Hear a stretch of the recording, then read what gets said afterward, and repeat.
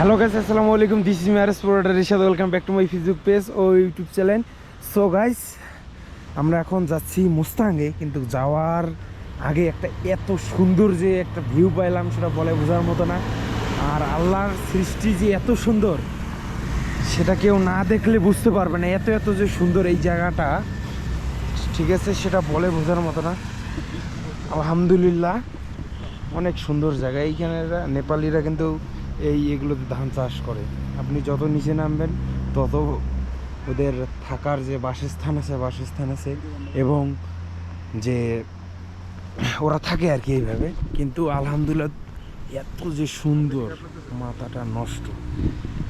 পাহাড়গুলো এত বড় বড় পাহাড়, খালি আমি যখনই ঢুকতে আমি মনে করতেছি পাহাড় শেষ হইতেছে না।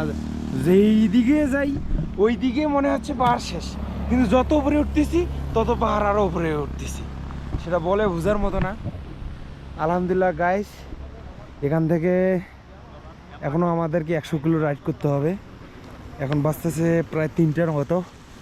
দেখি গাইস কতদূর রাইড করতে পারি, নাহলে সামনে হোটেল নিয়েই থেকে যাব।